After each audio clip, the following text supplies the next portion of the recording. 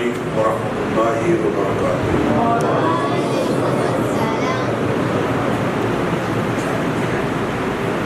الحمدللہ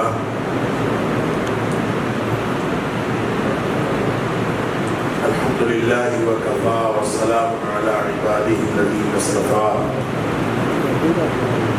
اشہد ان لا الہ الا اللہ وحدہ لا شریک لہ واشہد ان محمدا عبدہ ورسولہ صلی اللہ علیہ وآلہ وسلم۔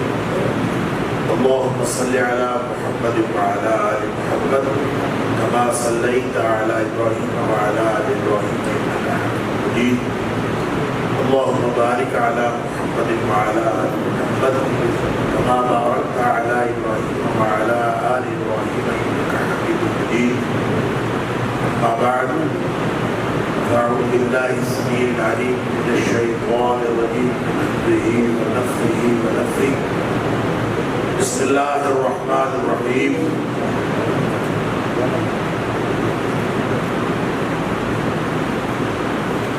اللہ نزل الحدید اللہ نزل احسن الحدید۔ اللہ نے کائنات کا بہترین کلام نازل کیا ہے۔ کتابا متشابہ مثانی، ایک ایسی کتاب نازل کی ہے جو ملتی جلتی کتاب ہے اور بار بار دہرائی جانے والی اس کی آیات ہے۔ تقشعر منہ جلود الذین یخشون ربہم، وہ کتاب ایسی ہے کہ اس کی آیات سن کر ان لوگوں کے رونگٹے کھڑے ہو جاتے ہیں جن لوگوں کے دلوں میں اپنے مالک کی خشیت ہوتی ہے۔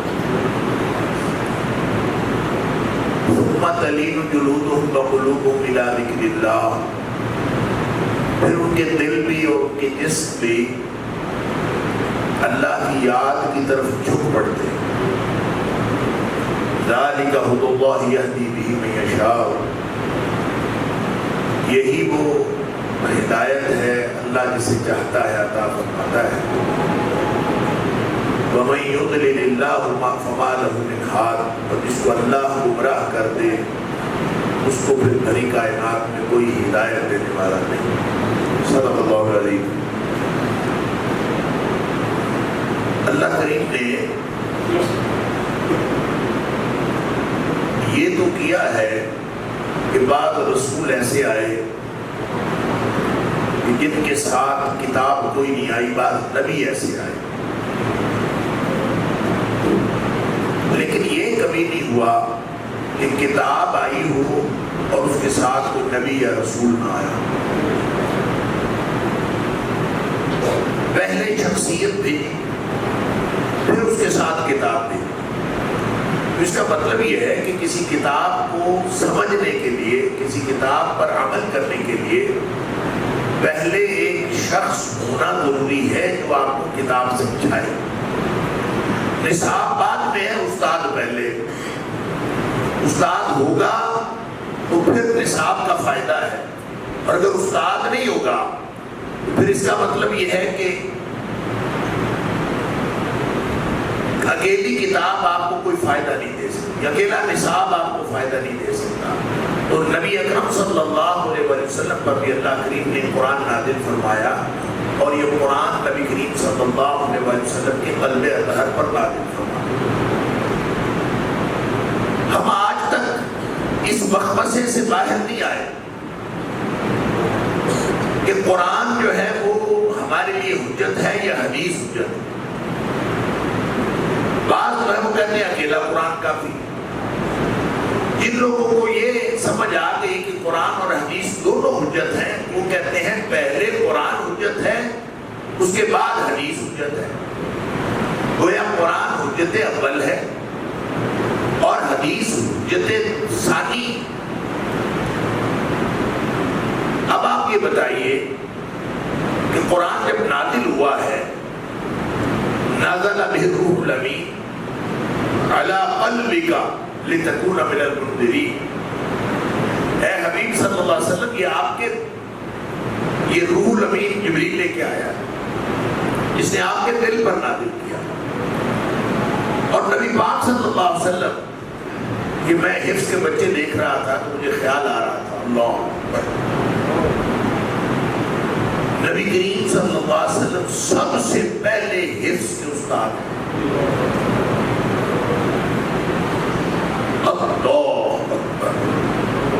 خود نبی پاک صلی اللہ علیہ وسلم کو اللہ نے قرآن حفظ کروا دیا، وہ معجزانہ طور پر ہو گیا. جب وحی نازل ہوتی تھی تو نبی کریم صلی اللہ علیہ وسلم کو فکر لاحق ہوتی تھی کہ مجھے کہیں بھول نہ جائے، تو آپ جلدی جلدی پڑھتے تھے. تو فرمایا لا تحرک به لسانک لتعجل به، جلدی جلدی پڑھنے کی ضرورت نہیں، اس لیے کہ ان علینا جمعہ وقرآن، اس کو حفظ کرانا بھی ہمارے ذمہ ہے اور اس کو پڑھانا بھی ہمارے ذمہ ہے. لہذا آپ جلدی نہ کیا کریں، یہ ہماری ذمہ داری ہے آپ کو حفظ کرانا بھی اور آپ کو یاد کر کے پڑھانا بھی. لہذا فَإِذَا قَرَأْنَاهُ فَاتَّبِعْ قُرْآنَهُ، جب ہم پڑھا لیا کریں آپ اس کے بعد اس کے پیچھے پیچھے پڑھا کریں، جلدی کرنے کی کوئی ضرورت نہیں. معجزانہ طور پر نبی پاک صلی اللہ علیہ وسلم کو حفظ ہو. اب وہ قرآن جو ہے دل میں تھا، حفظ ہوا، دل میں گیا. لوگوں کو کیسے پتہ چلا کہ یہ قرآن ہے؟ میرے دل میں کوئی چیز ہے، کوئی بات ہے، آپ کے دل میں کوئی بات ہے، دوسروں کو کیسے پتہ چلے؟ ایک آدمی چپ کر کے بیٹھا ہو آرام سے، کسی کو کچھ نہیں پتا اس کے دل میں کیا ہے. تو دل میں پتہ چلے گا کیا ہے جب وہ بولے گا.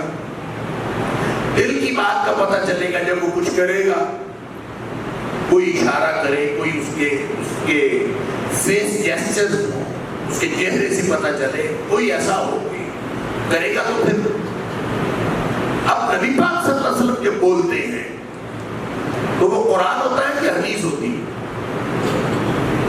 جب نبی پاک صلی اللہ علیہ وسلم بولتے ہیں قرآن نازل ہوا دل پر، اب لوگوں کو پتہ چلے گا جب آپ بولیں گے. تو جب آپ بولتے ہیں تو وہ قرآن ہوتا ہے کہ حدیث ہوتی ہے؟ علماء سے پوچھ لیجیے، علماء موجود ہیں ماشاءاللہ. ما صدر عن النبی من قول او فعل او تقریر، اللہ کے رسول صلی اللہ علیہ وسلم سے جو بھی چیز صادر ہو، چاہے وہ قول سے آپ بات کریں، چاہے آپ کے عمل سے صادر ہو، اور چاہے آپ برقرار رکھیں. تقریر کا مطلب ہوتا ہے برقرار رکھنا، یقرر تقریر، کہ آپ کے سامنے کوئی عمل ہو آپ اس کو برقرار رکھیں، منع نہ فرمائیں. تو گویا یہ تینوں حدیث، یہ تو حدیث ہے. تو پھر قرآن کیا ہے؟ قرآن کہاں سے آیا؟ نبی پاک صلی اللہ علیہ وسلم نے بول کے بتایا کہ یہ قرآن ہے، تو وہ قرآن بنا. آپ نے صحابہ کو حفظ کروایا، آپ نے کچھ صحابہ کو لکھوایا کہ لکھ لیا کرو. کچھ صحابہ نے لکھا جن کو آپ کاتبین وحی کہتے ہیں، انہوں نے لکھا، کچھ نے حفظ کر لیا. اور نبی کریم صلی اللہ علیہ وسلم حفظ کروایا کرتے تھے.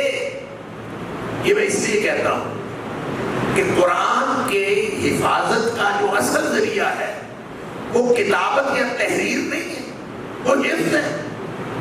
نبی پاک صلی اللہ علیہ وسلم نے حفظ کروایا. ایک حدیث میں جب الفاظ آتے ہیں نا، وہ آتے ہیں علمہ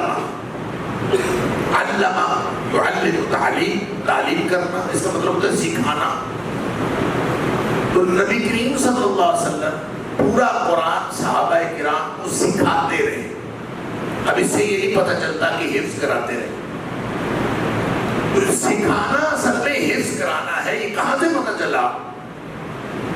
کہ نبی پاک صلی اللہ علیہ وسلم کی بعض دعائیں ایسی ہیں کہ جس کے بارے میں صحابی کہتا ہے کہ اللہ کے رسول صلی اللہ علیہ وسلم ہمیں اس طرح سکھاتے تھے جیسے قرآن کی کوئی سورت ہو. یعنی دعا اس طرح سکھاتے تھے جیسے قرآن کی کوئی سورت ہو. تو اس کا مطلب ہے نبی کریم صلی اللہ علیہ وسلم حفظ کرواتے تھے. دعا تو یاد کرنی ہوتی ہے نا، دعا یاد کریں گے تو دعا مانگیں گے نا. تو دعا یاد کرانے کو نام لے لیا، مجلس میں لے لیا، فلاں مولوی صاحب آئے تو انہوں نے میرا نام لیا. اس کے علاوہ بھی ہمارا کوئی مقصد ہے؟ انہوں نے سمجھایا کسی اللہ کا نام تو لیتے، اپنا نام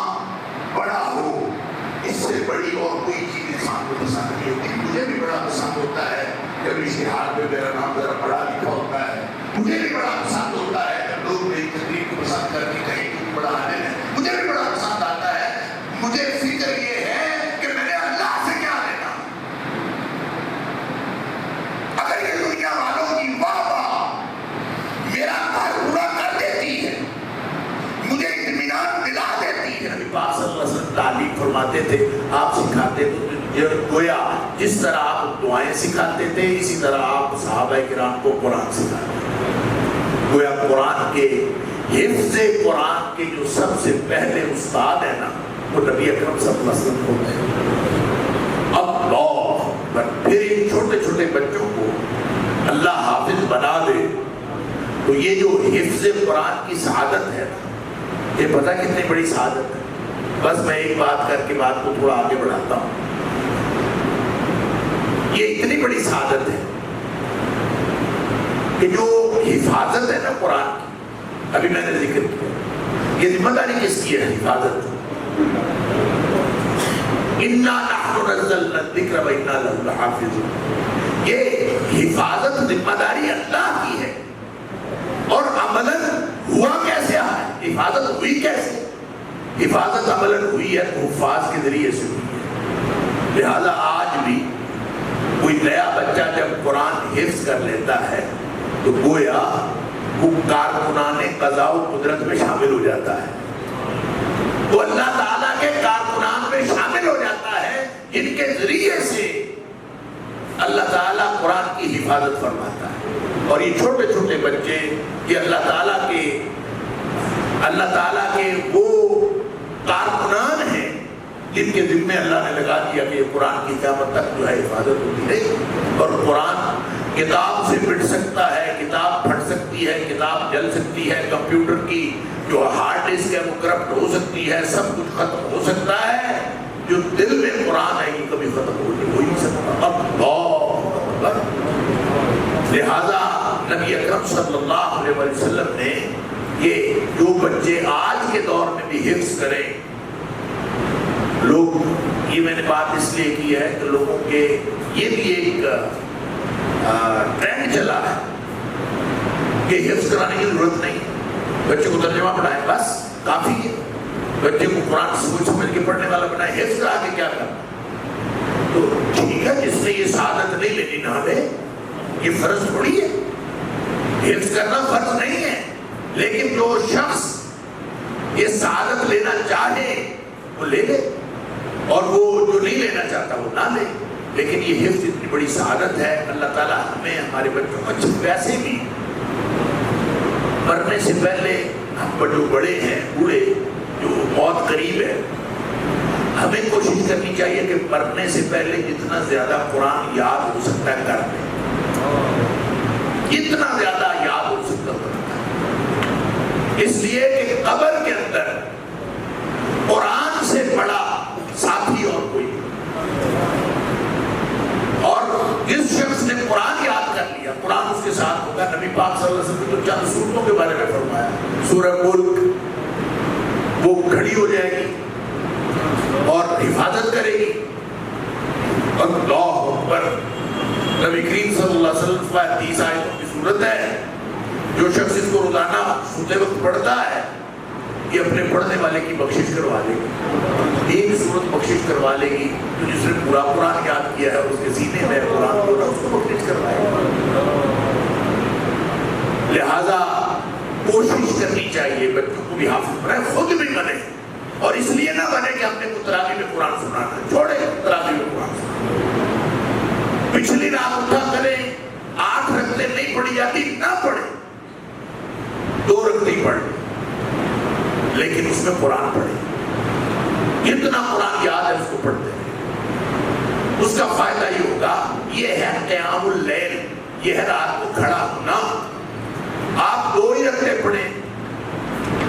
یہ جو اللہ تعالیٰ معاف فرمائے ہم سب کو, لوگ کچھ مسئلہ پوچھتے ہیں جی تہجد کے وقت بندہ اٹھ جائے تو کتنی رکعتیں پڑھنی چاہیے.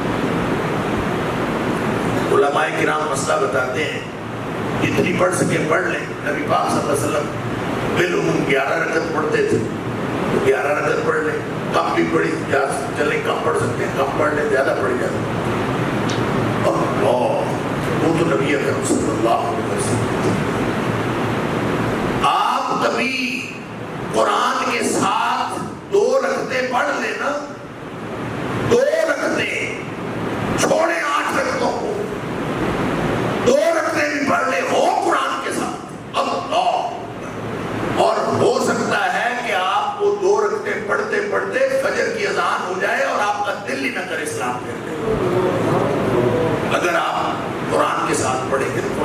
اندر لذت اتنی ہے، اور خاص طور پر اکیلا آدمی لوگوں کے سامنے پڑھنا اور ہوتا ہے، اکیلے اور ہوتا ہے۔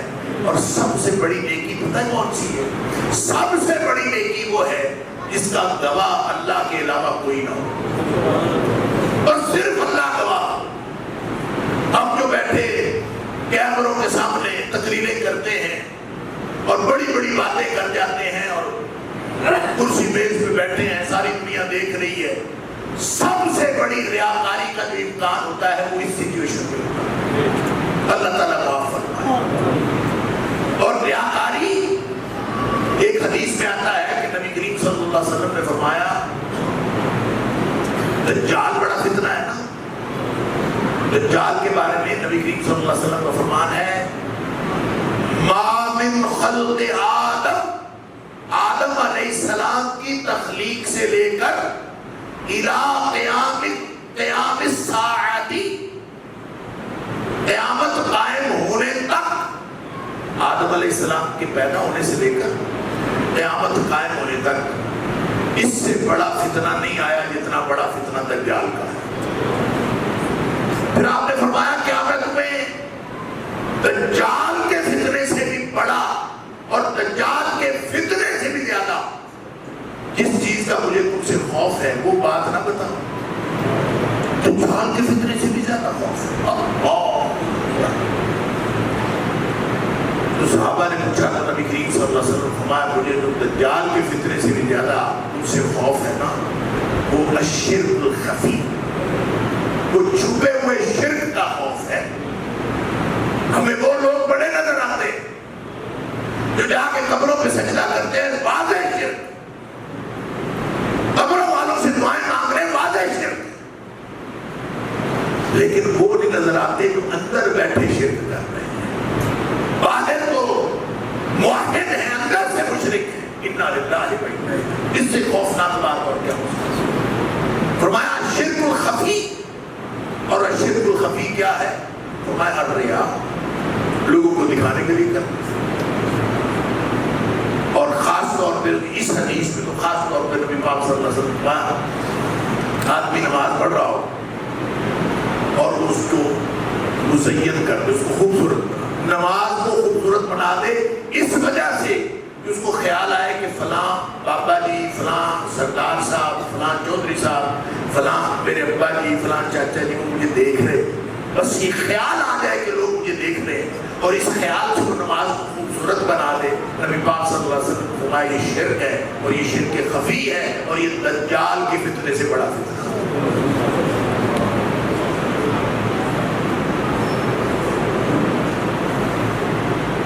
جو تقریر کر رہا ہے اس کا دل تو یہی کرتا ہے نا میری تقریر دوسروں کو اچھی لگے، اس لیے کر رہا ہوتا ہے، اس لیے تھوڑی کر رہا ہوتا ہے کہ میری تقریر دوسروں کو اچھی نہ لگے، تو خود تقریر کو اچھا بنا کے کرتا ہے، اور اس لیے بنا کے کرتا ہے کہ لوگوں کو اچھی لگے۔ آپ یہ بتائیں کہ اس طرح کی گفتگو کرتے ہوئے اور ممبروں پہ بیٹھ کے تقریریں کرتے ہوئے اور کانفرنسوں کے سٹیجوں پہ بیٹھ کے تقریریں کرتے ہوئے ریاکاری سے بچنا کتنا مشکل کام ہے۔ انا للہ و انا الیہ، یہ کوئی نیکی نہیں ہے جو بندہ سٹیج پہ بیٹھ کے ریاکاری سے بچ گیا، یہ نیکی ہے۔ اللہ اکبر، اور اصل نیکی ہوتی وہ ہے جس نیکی کا کوئی گواہی نہ ہو اللہ کی، اب یہ اللہ گواہ ہو، بس آپ لوگوں کے سامنے، کیمروں کے سامنے، مائک کے اوپر روتے جائیں نا، رونے کی ایکٹنگ کریں یا صحیح روتے رہے، لوگوں کو دکھاتے رہے، جتنا مرضی روتے رہے، اللہ عالم اس کی کیا بنے گا۔ اور اکیلے تنہائی میں اللہ کے سامنے یہ سوچ کے کہ اللہ میں بڑا گناہ گار ہوں، کچھ سے بڑے گناہ ہو میں کہیں پکڑا نہ جاؤں، کہیں میں تیرے عذابوں کا شکار نہ ہو جاؤں، یہ اللہ کی ناراضگی کا خوف لگا، فوراً عذابوں کا خوف آیا، اللہ اکبر، تو نبی کریم صلی اللہ علیہ وسلم نے فرمایا اس کے آنکھوں سے آنسو نکلا، آنسو نکل کے رخسار پہ لڑکا، نیچے گر گیا، سارے گناہوں کی بخشش کے لیے وہ ایک آنسو کافی، سامنے ہو، لوگوں کے سامنے نہیں، اللہ کے سامنے ہو، وہ ایک آنسودہ تھی، لہذا وہ نیکیاں کریں اور اس کی عادت ڈالیں جو نیکیاں لوگوں کے سامنے نہیں ہوتی۔ اور مجھے تو لگتا ہے کہ ہم جو مولوی لوگ ہیں نا، ہم تو پھنسے ہوئے، وقت ہی نہیں ملتا اکیلے تنہائی کی نیکی کرنے کا۔ اور خاص طور پہ وہ علماء کرام جو رات کو آدھی رات تک جلسے کرتے ہیں، پھر گھروں کا سفر کرتے ہیں، پھر ان کا کیا بنتا ہوگا، کب موقع ملتا ہے ہم کو اکیلے۔ اللہ تعالیٰ معاف فرمائے، میں یقین کریں میں یہ درد دل سے بات کر رہا ہوں، مجھے اتنا خوف آتا ہے اور اتنا خوف لاحق کہ ہمارا بنے گا کیا۔ نبی اکرم صلی اللہ علیہ وسلم فرمایا کرتے تھے، اللہ نے قرآن میں نبی کریم صلی اللہ علیہ وسلم سے کہلوایا کہ اے حبیب صلی اللہ علیہ وسلم آپ فرما دیں، ما كنت بدعا من الرسل، میں کوئی انوکھا رسول نہیں ہوں، کوئی نیا رسول نہیں، ولا ادری ما یفعل بی ولا بکم، مجھے نہیں پتا میرے ساتھ کیا بنے گا اور تمہارے ساتھ کیا بنے گا، ہمارا ساتھ بننے کیا والا ہے، ہمارے ساتھ ہونے کیا والا ہے۔ جہاں دنیا میں تو واہ واہ ہو گئی، دنیا میں تو سب کچھ اچھا ہو گیا، اور قیامت والے دن پتہ چلے گا کہ اصل معاملہ کیا ہے۔ انا للہ و انا الیہ راجعون۔ اور وہ حدیث آپ نے سنی ہوئی ہے، نبی کریم صلی اللہ علیہ وسلم نے فرمایا، حضرت ابو ہریرہ رضی اللہ تعالیٰ نے اس حدیث کو سنانے لگے تو تابعی کہتا ہے بے ہوش ہو گئے، حدیث سنانے لگے بے ہوش ہو، پھر تھوڑی دیر بعد ہوش آیا، پھر حدیث سنانے لگے، پھر بے ہوش ہو، دوسری دفعہ پھر 3 دفعہ بے ہوش ہوئے حضرت ابو ہریرہ رضی اللہ تعالیٰ یہ حدیث سناتے وقت، انا للہ و انا الیہ راجعون۔ اور وہ آپ نے سنی بھی ہے کہ ایک قاری عالم اور ایک سخی اور ایک شہید اللہ کے سامنے لائے، قیامت والے دن حساب شروع ہوئی ان سے ہوگا، ایک شہید لایا جائے گا اور وہ اللہ تعالیٰ کے دربار میں آ کے کہے گا، اللہ میں نے ساری زندگی میں تیرے دین کے لیے لڑا اور اتنا لڑا حتی استشہدت، یہاں تک کہ میں شہید ہو گیا۔ یعنی آدمی اپنی جان لگا دے دین کے لیے، اس سے بڑی بھی کوئی سعادت ہے؟ نبی کریم صلی اللہ علیہ وسلم فرماتے ہیں، اللہ فرمائے گا کذبت، تو جھوٹ بولتا ہے۔ کیا جھوٹ ہوگا اس میں؟ شہید نہیں ہوا ہوگا، شہید ہوا ہوگا، یہ جھوٹ نہیں ہے۔ جھوٹ یہ ہے کہ شہید ہوا کس کے لیے، کس مقصد کے لیے شہید ہوا۔ اللہ اکبر، اللہ تعالیٰ فرمائے گا قدم تک تو جھوٹ بولتا ہے، میرے لیے تو نہیں ہوا، تو اس لیے کرتا تھا کہ لوگ یقال جری، لوگ کہیں گے بڑا بہادر ہے، بڑا سرما ہے۔ تو جب تو شہید ہوا تو بڑے اشتہار لگے، بڑی تیری بہادری کے قصے لوگوں نے سنائے، تو تجھے تیرا جو مقصد تھا وہ پورا ہو گیا، اب میرے سے کیا لے۔ عالم اور قاری آئے گا، وہ کہے گا اللہ ساری زندگی تیرے قرآن سنایا، اللہ ساری زندگی تیرا دین لوگوں کو بتایا۔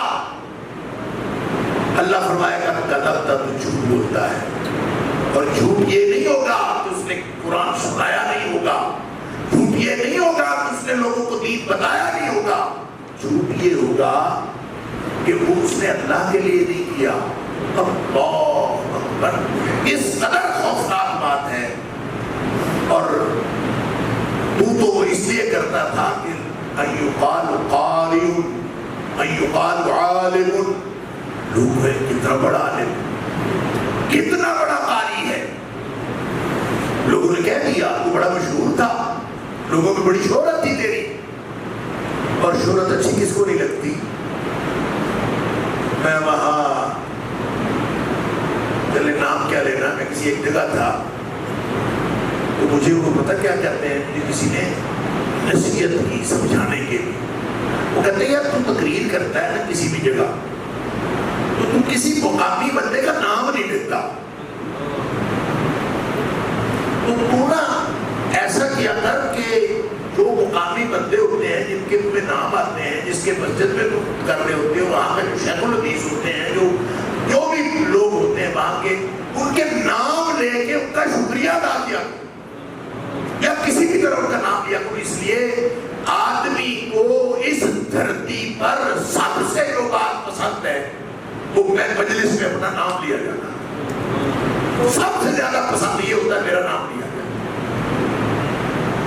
اور نام لینے والا اگر کوئی بڑا افسر ہو تو پھر تو کیا ہی بات. ڈی سی صاحب نے نام لے لیا، اے سی صاحب نے نام لے لیا، مجلس میں لے لیا، فلاں مولوی صاحب آئے انہوں نے میرا نام لیا. اس کے علاوہ بھی ہمارا کوئی مقصد ہے؟ نام نام اللہ. اور مجھے انہوں نے سمجھایا، انہوں نے کہا تیری تقریر صحیح ہوتی ہے لیکن تم کسی کا نام ہی نہیں لیتا. نام لیا تھا اس لیے کہ لوگ خوش ہوتے ہیں نام لینے سے. میں نے کہا بات تو ٹھیک ہے، اگر تو لوگوں کو خوش کرنے کے لیے تقریر کرنی ہے تو نام لینے چاہیے. اگر اللہ کو خوش کرنے کے لیے تقریر کرنی ہے تو پھر ضرورت ہی نہیں کسی کے اللہ کا نام کو لیتے. اپنا نام بڑا ہو، اس سے بڑی اور کوئی چیز انسان کو پسند نہیں ہوتی. مجھے بھی بڑا پسند ہوتا ہے جب اشتہار میں میرا نام ذرا بڑا لکھا ہوتا ہے. مجھے بھی بڑا پسند ہوتا ہے جب لوگ میری تقریر کو پسند کر کے کہیں کہ تو بڑا عالم ہے. مجھے بھی بڑا پسند آتا ہے. مجھے فکر یہ ہے کہ میں نے اللہ سے کیا لینا. اگر یہ دنیا والوں کی واہ میرا گھر پورا کر دیتی ہے، مجھے اطمینان دلا دیتی ہے، میں اس سے خوش ہو جاتا ہوں، تو میں نے اللہ سے کیا لینا. قیامت والے دن اللہ کہہ دے گا ریاکاروں سے کہ جاؤ جا کے جزا اس سے لو جن کو خوش کرنے کے لیے دنیا میں کرتے رہے. میرے پاس تمہارے لیے کچھ نہیں ہے. انا للہ و انا الیہ راجعون. تیسرا آئے گا وہ کہے گا اللہ میں تو سخی ہوں. نبی اکرم صلی اللہ علیہ وسلم نے حضرت ابو ہریرہ رضی اللہ تعالیٰ کے کان پہ ہاتھ مارا، فرمایا ابو ہریرہ جہنم قیامت والے دن جہنم کی آگ سلگائی جائے گی نا، وہ ان تینوں بندوں سے سلگائی جائے گی. جہنم کی آگ کے پہلے ہی دن یہ تین لوگ ہوں گے. میرا گزارش کرنے کا مطلب یہ ہے کہ نیکیاں وہ کیا کریں، کوشش کیا کریں. دیکھیں اللہ نے عجیب نظام بنایا ہے. وہ برائیاں چھپا لیتا ہے. کیسا ستار العیوب ہے. برائیاں چھپا لیتا ہے اور جب ہم ساری برائیاں کرتے ہیں وہ برائیوں پہ پردہ ڈالتا ہے. لیکن یہ کرتے ہیں تو ساری دنیا کے سامنے ہو جاتی ہے. اللہ میں خالص نیکی کرنے کی توفیق عطا فرمائے. بات میں یہ کر رہا تھا کہ قرآن کچھ نہ کچھ حصہ ضرور یاد کر لیں، جتنا یاد ہوتا ہے کر لیں. اور وہ اس لیے کریں کہ تہجد میں پڑھنا. پچھلی رات اٹھا کریں، نہیں 8 رکعتیں پڑھی جاتی نہ پڑھیں، 2 رکعتیں پڑھیں، اس میں قرآن پڑھیں. جو حفاظ بھی ہیں وہ بھی میں ان سے بھی عرض کرتا ہوں وہ اپنی منزل صرف یہ کریں کہ وہ 2 رکعتیں پچھلی رات اٹھ کے اس میں 1 ربع 1 پاؤ چوتھا حصہ پارے کا وہ اگر رات کو اٹھ کے اپنی 2 رکعتوں میں پڑھ لیا کریں تو انشاءاللہ قرآن کہیں نہیں جاتا. اس سے پختہ منزل نہیں ہو سکتی کہ جس کی اتنی منزل پختہ ہوگی اس سے وہ ایک تو اس سے منزل پختہ رہے گی. دوسرا اکیلے تنہائی میں بیٹھ کے قرآن پڑھنا، اللہ کے سامنے کھڑے ہو کے قرآن پڑھنا، سبحان اللہ، اس سے بڑی اور مثال. فَيَجْعَلُ اللَّهُ اللہ تعالیٰ ساری نیکی کو گرد و غبار بنا کے اڑا دیا. میں نے اتنا تقسیم کیا، اتنا تقسیم کیا، مطلب لوگوں کو ساری زندگی مال ہی تقسیم کرنا. اللہ فرمائے گا جھوٹ، غلط کا جھوٹ بولتا. اور جھوٹ کیا ہے؟ جھوٹ یہ نہیں ہے کہ اس نے سخاوت نہیں کی. سخاوت اس نے ساری زندگی کی لیکن اللہ کے لیے نہیں. ایوباد جواد، لوگ کہیں گے بڑا سخی ہے. فقط قیل، لوگوں نے کہہ دیا.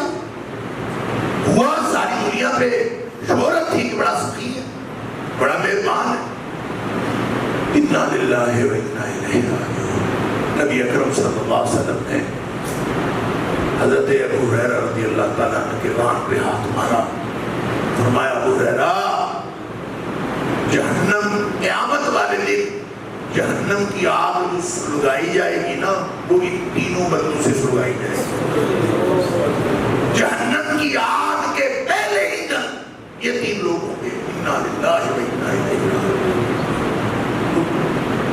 میرا گزارش کرنے کا مطلب یہ ہے کہ نیکیاں وہ کیا کریں، کوشش کیا کریں۔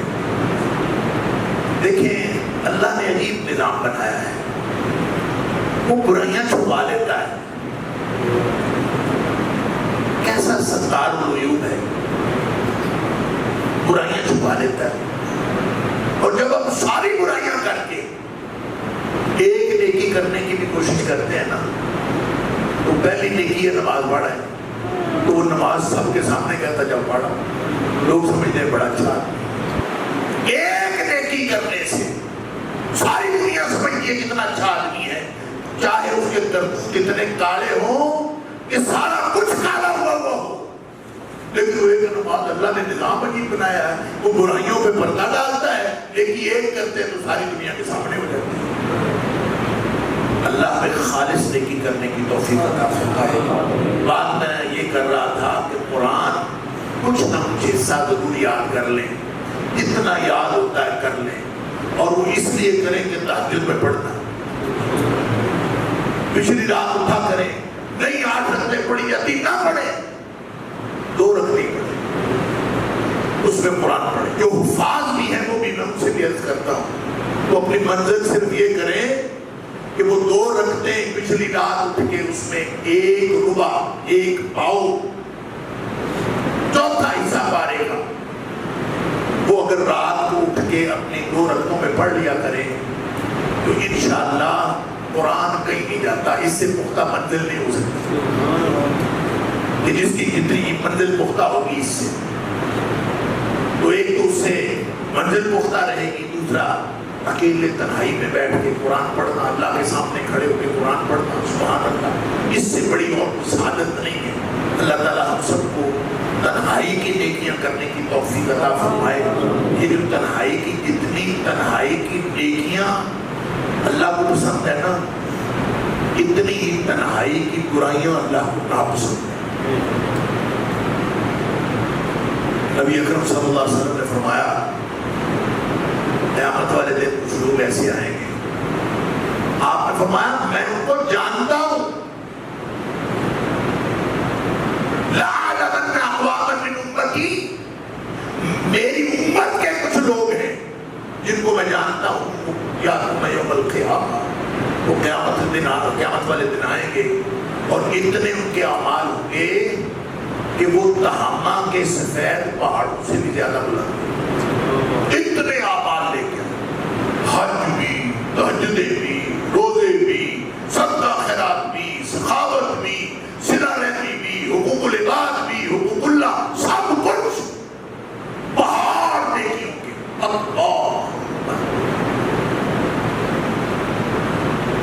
فَيَجْعَلُهُ اللَّهُ هَبَاءً مَنثُورًا، اللہ تعالیٰ ان ساری نیکیوں کو گرد و غبار بنا کے اڑا دے۔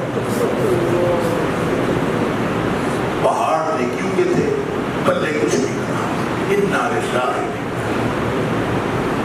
بعض فلسفی کہتے ہیں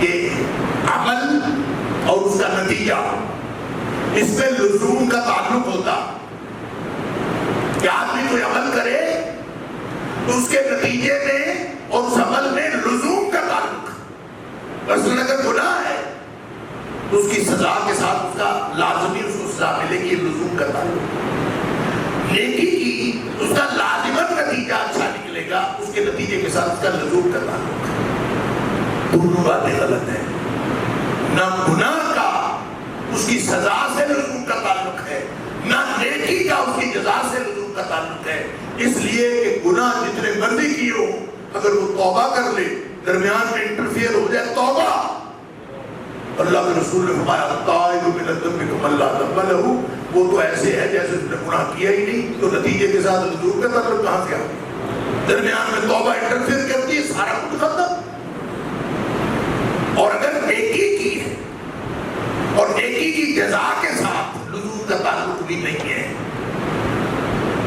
اللہ نے قرآن میں فرمایا، سورہ انعام میں 18 نبیوں کا ایک ہی جگہ ذکر کیا، 18 پورے قرآن میں کل جو نبیوں کے نام ہیں 25 نبیوں کے نام ہیں، اور 18 نبیوں کے نام ایک ہی جگہ ذکر کر کے فرمایا لو اشرکوا،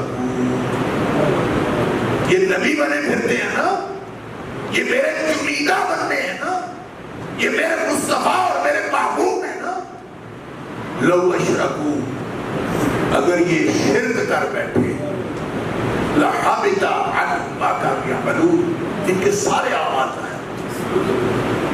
اللہ، اور نبی کریم صلی اللہ علیہ وسلم کے بارے میں فرمایا لو اشرکتا، اگر تو لئن اشرکتا، اگر تو بھی شرک کرے تو آپ کے بھی سارے اعمال ضائع، لیحبطن عمل، آپ کے بھی سارے کے سارے عمل ضائع۔ تو شرک ہو گیا تو جتنی بدلی نیکیاں کی تھی ضائع ہو گئی، کوئی ایسا عمل کر لیا ضائع ہو گئی۔ اب یہاں دیکھ لیں کہ نیکیاں کی تھی، پہاڑ جتنی نیکیاں تھیں، تہامہ کے پہاڑ بہت بلند پہاڑ ہے، تہاں پہاڑوں جتنی نیکیاں تھیں گئی کدھر؟ اللہ نے گرد و غبار بنا کے ہوا کیا؟ صحابہ ڈر گئے، اللہ کے رسول صلی اللہ علیہ وسلم ہمیں ان کی نشانی بتائیں تاکہ ہم ان میں سے نہ ہوں۔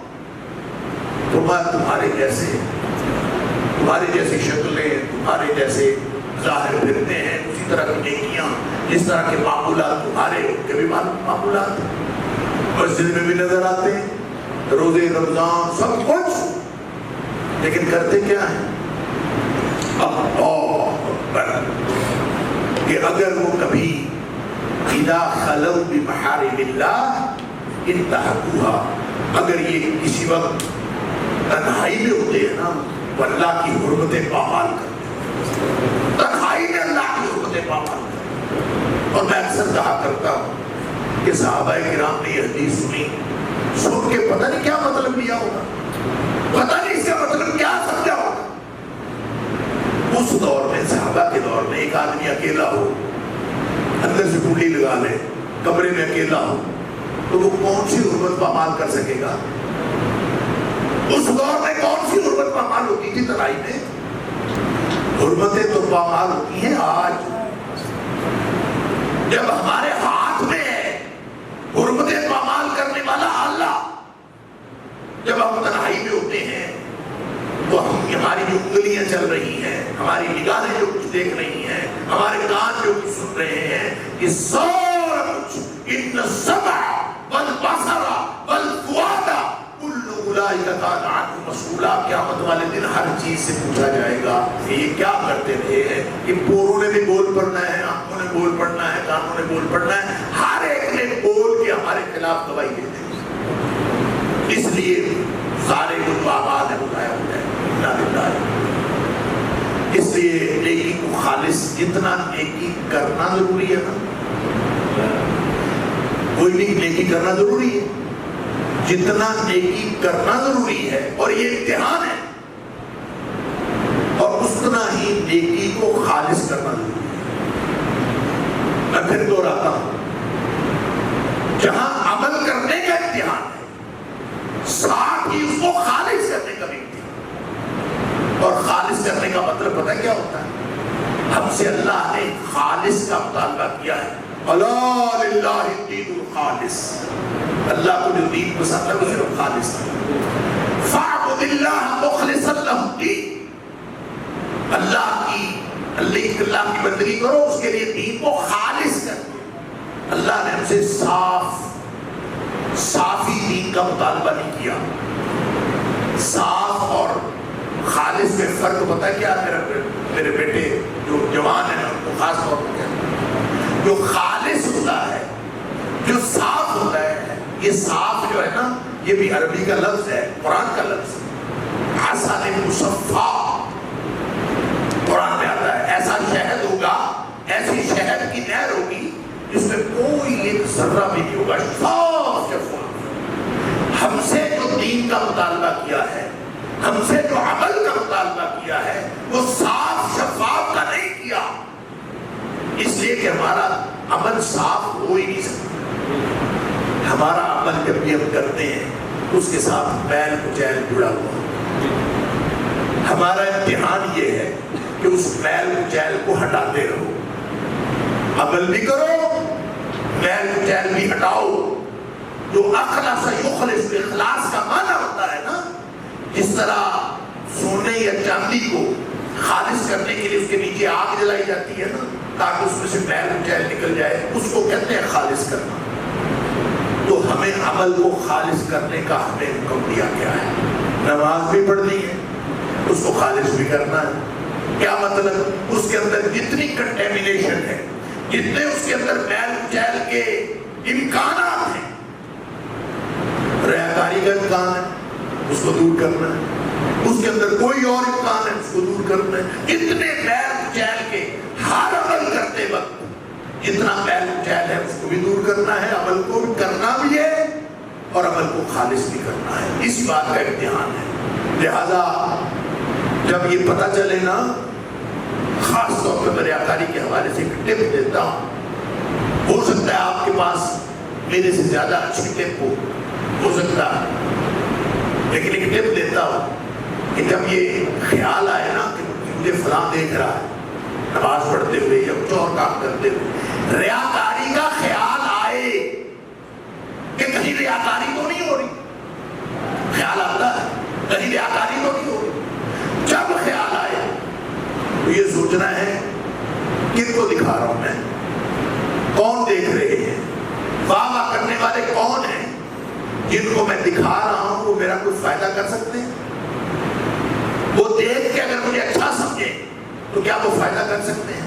اللہ کے رسول صلی اللہ علیہ وسلم نے ابن عباس رضی اللہ تعالیٰ عنہ کو عقیدہ سکھایا تھا، ابھی وہ 8-10 سال کے بچے تھے، نبی پاک صلی اللہ علیہ وسلم نے عقیدہ سکھایا، 10 باتیں عقیدے کی بتائیں، اس میں 2 باتیں یہ بتائی تھی کہ یا غلام، اے لڑکے، ساری دنیا اگر تیرا فائدہ کرنے کے لیے اکٹھی ہو جائے وہ تیرا فائدہ نہیں کر سکتی جب تک اللہ نہ چاہے۔ تو پھر دکھانا تو اس کو ہے جو فائدہ کر سکتا ہے۔ تو فوراً ذہن میں یہ لائیں کہ یہ ہیں کس جو کہ جن کو میں دکھا رہا ہوں، کچھ نہیں کر سکتے، واہ کرنے کے مجھے کیا فائدہ ملے گا؟ کہہ دے مجھے کچھ، سارے کہہ دے کچھ نہیں، تقریر اچھی نہیں تھی، پسند نہیں آئی، کیا پسند؟ اس کو پسند آنی چاہیے جس کے لیے کرنا ہو۔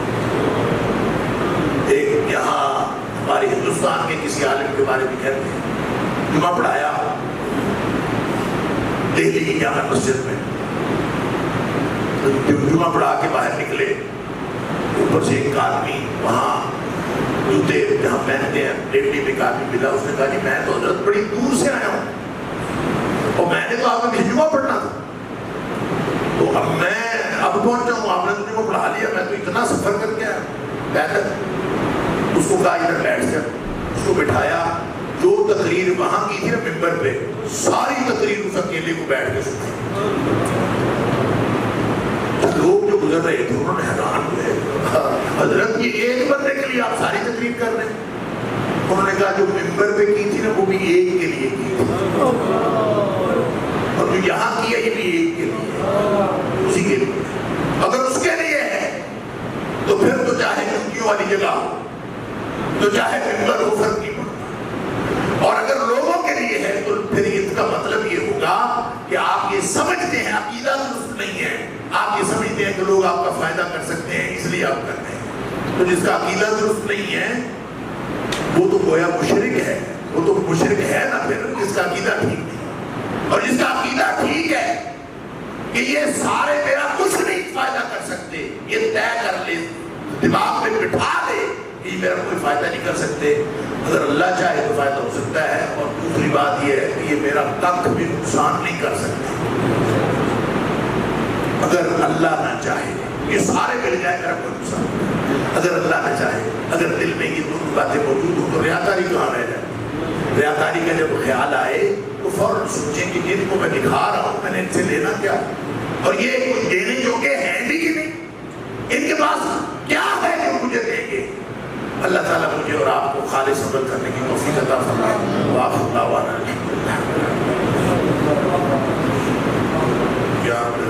اللهم صل على آل محمد كما صليت على إبراهيم وعلى آل إبراهيم إنك حميد مجيد.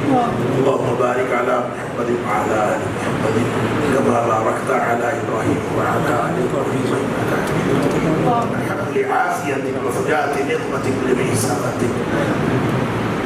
اللهم طهر قلوبنا من النفاق وأعمالنا من الرياء وألسنتنا من الكذب وأعيننا من الخيانة فإنك تعلم خائنة الأعين وما تخفي الصدور.